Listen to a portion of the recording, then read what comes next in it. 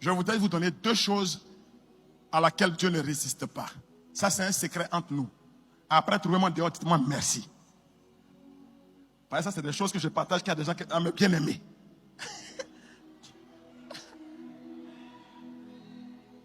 Vous savez, quand un enfant veut contraindre son père ou sa mère, il le prend par les sentiments.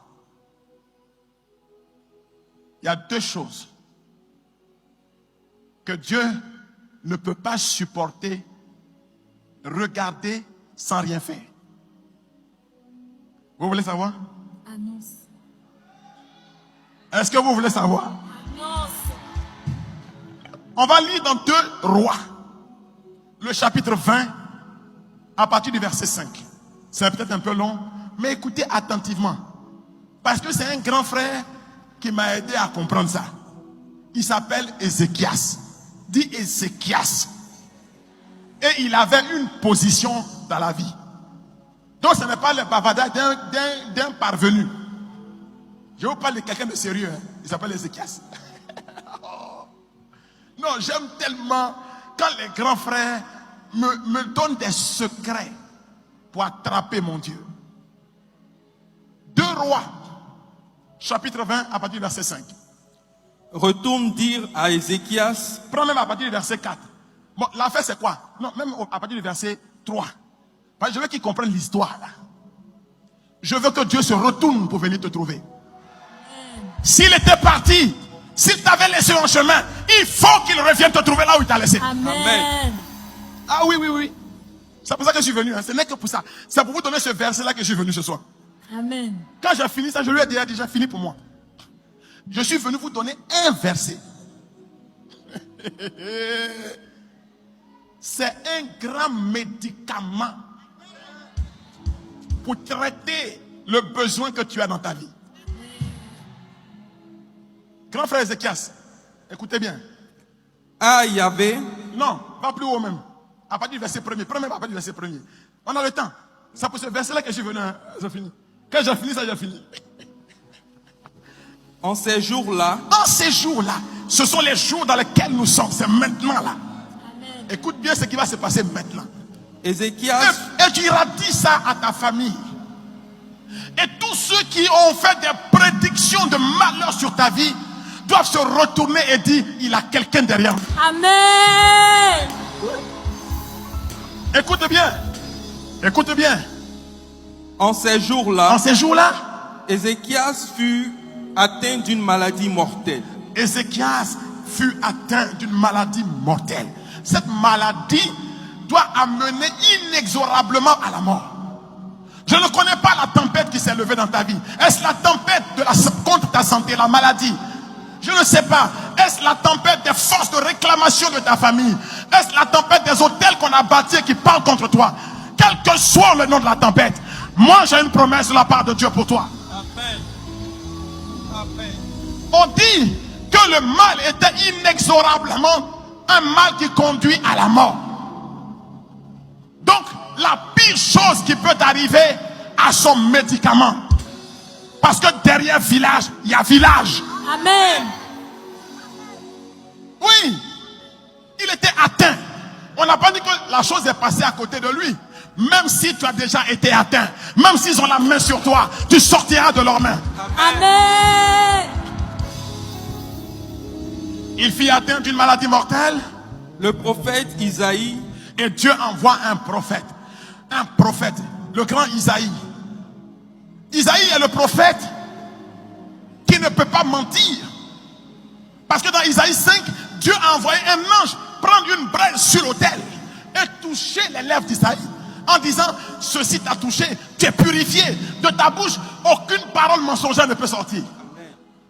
Un prophète dont Dieu a touché la bouche, ce n'est pas les prophètes sur les affiches, les prophètes autoproclamés, les prophètes qui attestent de leur prophétie que eux-mêmes. Or, Isaïe, c'est un ange venu du ciel qui atteste qu'il est prophète. Amen. Ce prophète-là va trouver. Fils d'Amok vint lui dire à Ézéchias. Viens trouver Ézéchias. Non, mon grand frère Ézéchias. On vient trouver Ézéchias et on lui dit quoi? Ainsi parle Yahvé. Dieu a parlé. Mets de l'ordre dans ta maison, Mets de l'ordre dans ta vie, car tu vas mourir. parce que c'est déjà même trop tard. Un autre de mes grands frères, il s'appelle Paul.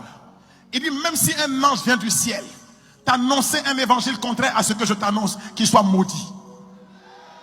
Comment tu peux dire que c'est fini? Mais là où tu as mis point, Dieu enlève point, il met virgule. Amen. Comment tu peux dire que c'est fini? Non, mets de l'ordre, tu vas mourir, mets de l'ordre. Alors Ézéchias se tourna vers le mur Ézéchias va me donner 2 secrets. Dis 2. 2. C'est pour ce verset que je suis venu, hein, mon fils. Ézéchias va se tourner vers le mur de sa maison. Ah. Vers quoi tu te tournes quand les gens disent que c'est fini? As-tu dans ta maison un autel domestique? As-tu monté un petit crucifix, une image de la Vierge? As-tu un angle dans ta maison où quand ça ne va pas, tu te tournes? Amen. Ézéchias avait un endroit dans sa maison où il allait se réfugier quand il n'y avait plus de solution. Il s'est tourné vers le mur. Et puis quoi? Il fit cette prière à Yahvé. Et il pria. La prière est le moyen de traverser les nuits les plus épaisses de ta vie. Amen. Pour réveiller Dieu, il faut crier vers Dieu. Amen. Amen. Pour réveiller Dieu, il faut crier vers Dieu. Dans le psaume 50, le verset 15, il dit, invoque-moi au jour de la détresse et moi, je te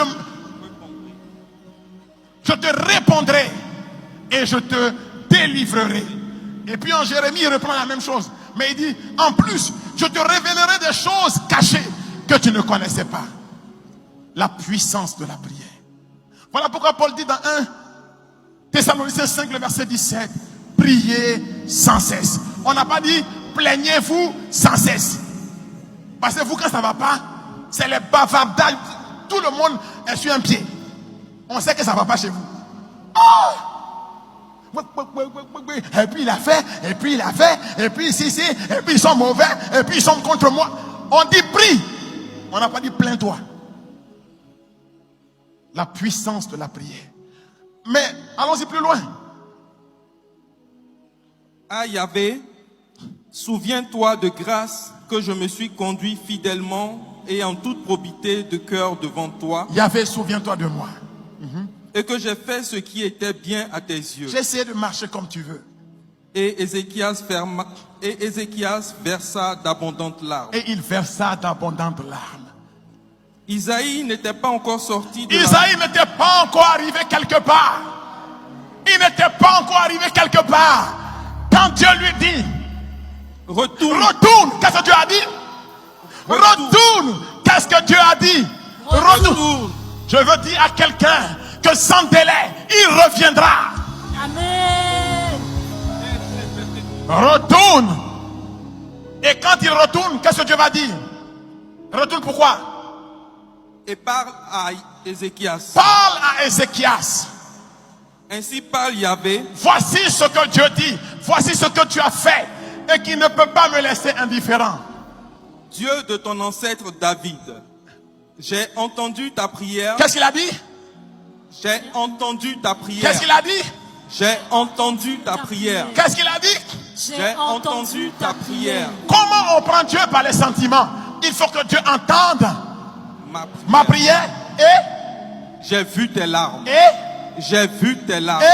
J'ai vu tes larmes. Les 2 choses auxquelles Dieu ne peut pas résister, c'est ta prière et tes larmes. J'ai entendu ta prière, j'ai vu tes larmes. Je veux dire à quelqu'un qui m'écoute, toutes les larmes que tu as versées ne sont pas cadeaux. Amen. Ne sont pas cadeaux. Amen. Oui, Dieu se lèvera dans ta vie pour calmer la tempête, pour apaiser les vagues et pour qu'il se fasse un calme dans ta vie, parce qu'il me fait te dire qu'il a entendu ta prière et qu'il a vu tes larmes aujourd'hui, demain et pour les siècles des siècles. Amen.